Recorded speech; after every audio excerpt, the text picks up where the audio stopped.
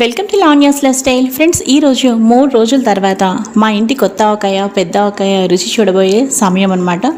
Already మీకు నేను పెద్ద ఆవకాయ కొత్త ఆవకాయ నా స్టైల్లో ఎలా పెట్టానో మీకు చక్కగా ఒక వీడియో చేశాను. ఆ వీడియోలో చెప్పాను కదండి, మీకు నేను 3 రోజుల తర్వాత నేను అన్నంలో కలిపి ఎలా వచ్చిందో టేస్ట్ అనేది చూపిస్తానని చెప్పాను కదా, అదేనండి ఈరోజు వీడియో. ఇంతకీ ఆవకాయ తయారు చేసిన తర్వాత 3 రోజుల ప్రొసీజర్ ఒకసారి చెప్తానండి. ముందుగా ఆవకాయని చక్కగా తయారు చేసుకున్న తర్వాత నేను దేవుడి దగ్గర పెట్టుకున్నాను అనమాట.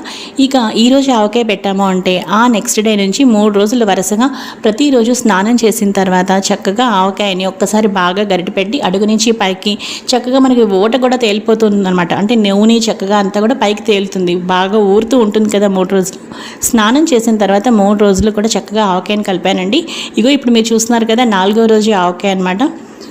సో ఇప్పుడు బాగా అంతా కలిపిన తర్వాత ఇప్పుడు నేను చక్కగా ఒక కంచెంలో కాస్త నెయ్యి వేసాను. ఉత్తన్నం పెట్టకూడదు కదా, అందుకోసం అనమాట. తర్వాత నెయ్యి వేసి చక్కగా అన్నం వేసి అన్నం కలిపాను. టేస్ట్ అదిరిపోయింది.